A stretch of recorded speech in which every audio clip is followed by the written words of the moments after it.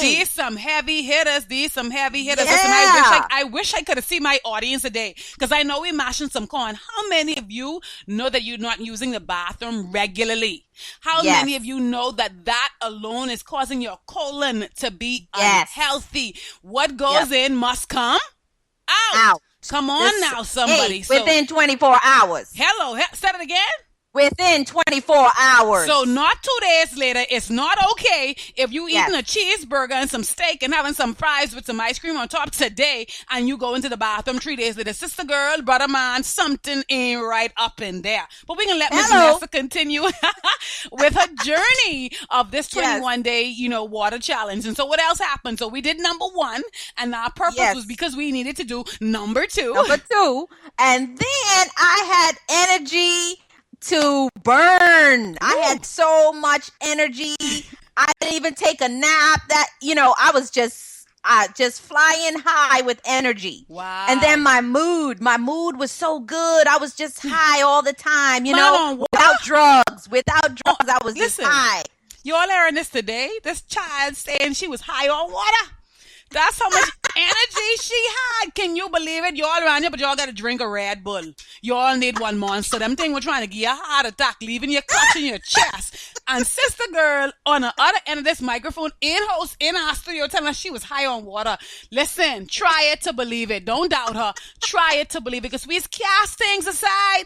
We quick to believe the advertisement with the paid advertisers, paid commercials. No, we're bringing you people who live in this, real life testimonies, real life stories, live and direct. The mothers, the wives, the husbands who saying, I've tried it and it works. Hello. And so that's what she's saying today. Yes. And then my skin cleared up, Sherell. I had all this breakouts, at 40. I shouldn't be having acne. What? So it was just... Oh, no. I got to... Oh, God. Y'all hear what she did just now? She just dropped the F word on this show. She just told her age. Guys, listen. She said 40. I said 40 I wish we're going to get to the point where you guys can actually have the visuals for those who... Listen, if y'all see this chick, if y'all see this chica, but she 40, sister girl look like she in her late 20s. I might as well be real. Curly hair, bright skin, light smile, good personality. I'm headed for 50. What? Shh, stop. Couple of years from 50, Sherell. I gotta do this thing right. Wow. Listen, all I'm gonna tell y'all is she graduated in the 80s, y'all. Yeah. We ain't saying nothing else. She graduated in the 80s. So for those of you who are listening to this call, we ain't talking to no little teenager, no little titty bopper. No, married with husband, with children, got some years of experience under her belt. Guys, y'all listen to the wisdom. I'm going to sit small and let her just tell it all.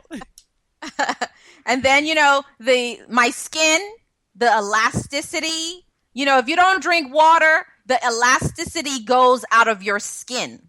So you begin to age. You start the aging process when you're not getting adequate amount of water. Wow. So anti-aging, honey. I have found the fountain of youth. Woo-hoo! Water.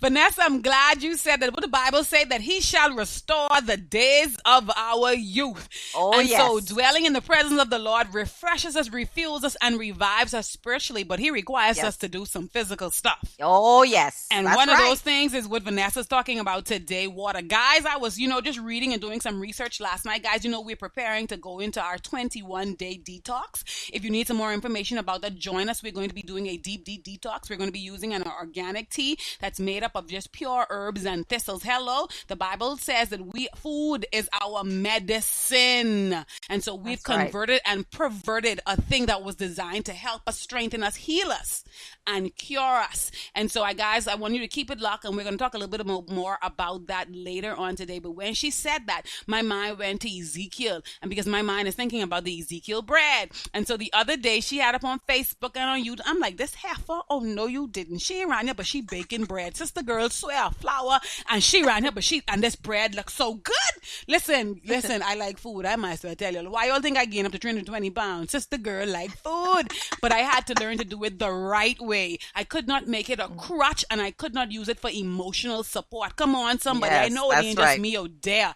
And so now, because I'm learning to do it the right way, I pay attention to a little more details. And so, we have the different religions out there, the 7-day, the Baptist, the Methodist, and everybody has a version or their take on what the Bible says you should be eating. But anyway, in Ezekiel, don't you know the recipe for Ezekiel bread is actually in the Bible?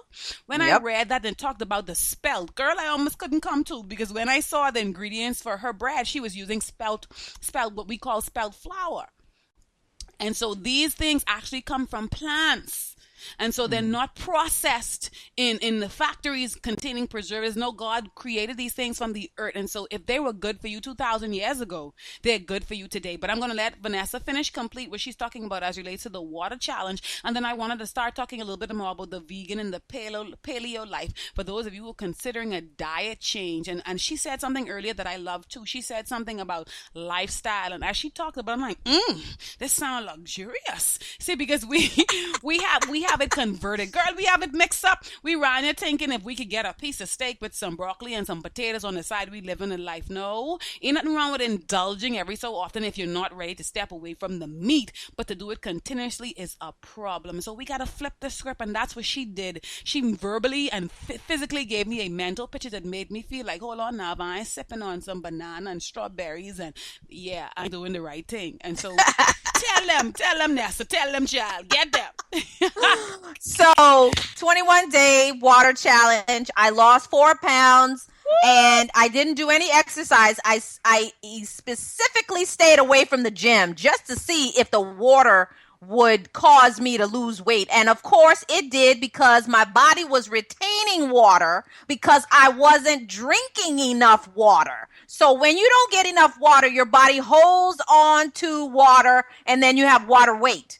I heard, so I had someone tell me the other day, girl, I was taking a water pill and still couldn't lose no weight because I didn't drink enough water to flush the pill through. You ever heard something?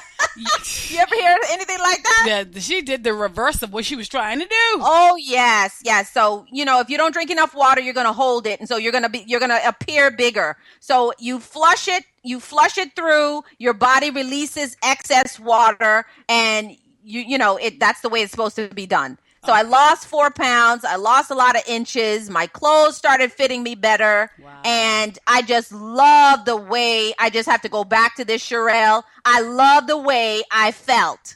Yes. In my body. Felt so good. Yes. I'm still on a high. Guys, we're getting high on some water today. The water of life, which is Jesus, and the water that he can help to give us and preserve us life. Hello. The natural water that comes from the well. And so, Vanessa, I want to ask the question that some of our audience wants to know about making the changes. Earlier, you alluded to not it being a process. You made reference to building a building or a structure, putting blocks and the foundation into place to be able to convert, to make that change. And so for the person now who's considering, let's try this paleo thing, let's try this vegan or vegetarian thing, what would be some steps or some tips that you would give them for those of them who have finally made up their mind to go either cold turkey or, just give them some foundations on where they can start, some principles? Okay, number one killer, white sugar. I would suggest I don't suggest that you go cold turkey on anything, but on white sugar, I do, because it is a killer, and you need to find, if you have a sweet tooth, you need to find a substitute, a natural substitute, like maple syrup, like raw honey, like stevia, not the blue packet and not the pink packet. No. Those are not good for you. Hey, any natural sweeteners. They even have a brown rice syrup that's also out there. But there's a number of sweeteners that you can start with, and start weaning yourself, off of sugar to begin with. And that's another benefit of the 21-day water challenge. It took away my sugar cravings. I was drinking so much water, I didn't have time to have a sweet tooth. So I would start with the sugar. Getting rid of that. Right now, I am gluten-free, dairy-free, sugar-free, and wheat-free.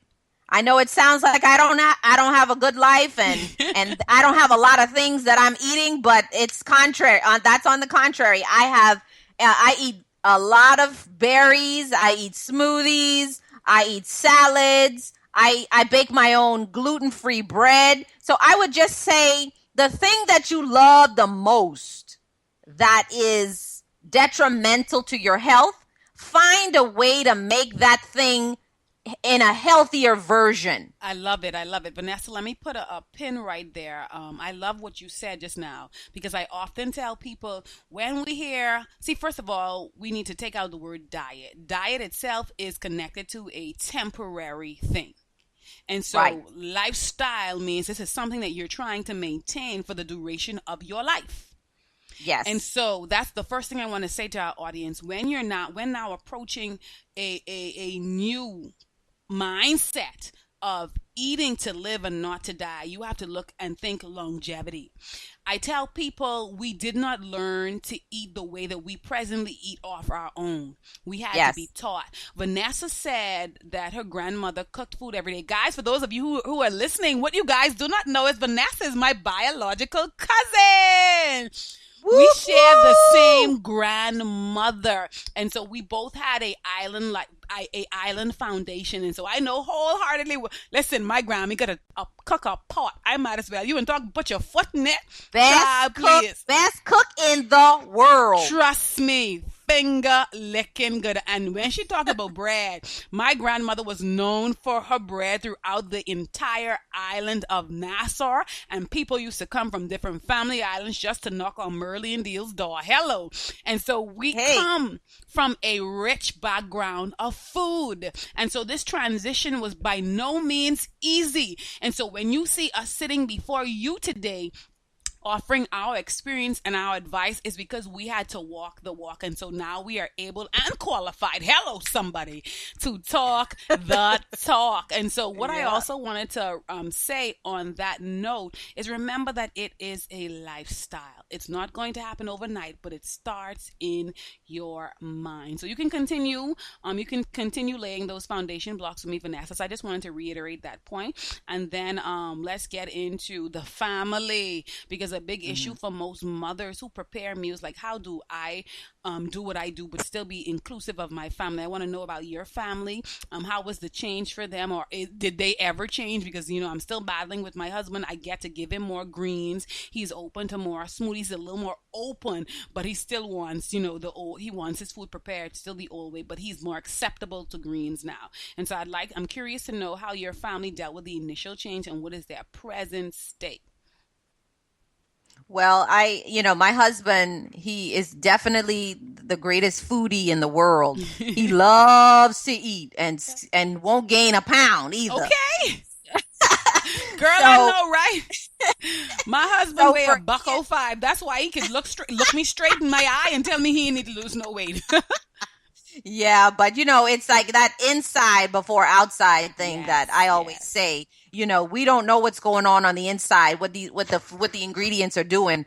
But my husband is also gluten-free, dairy-free, sugar-free, and wheat-free right now.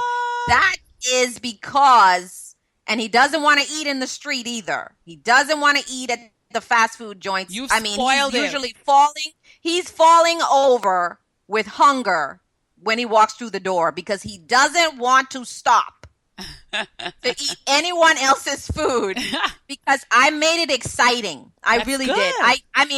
The key is taste. If you can make it taste good and taste like there's no alterations, I think that's how you win the battle. So if you can make that thing that he likes, but change your ingredients, we're not using shortening anymore. We're using olive oil, we're using grapeseed oil, or we're using sunflower oil. Vanessa, let me put a plug right there. You girl, you going old school. I'm not sure if some of our audience even know what shortening is. Okay, then let me say lard. Okay. when we were growing up, shortening and lard was the source for fat. Western oil them they came on little after the fact, but that was the old method of cooking and preparing and frying.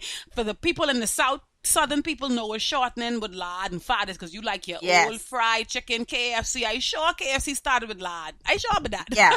Yeah. And Yeah. so she's They now might just still like, be using that. okay, to get that good Yep. crisp on that chicken Yeah. and the chicken skin. Let's be real. And so Yeah. so when you said that, I just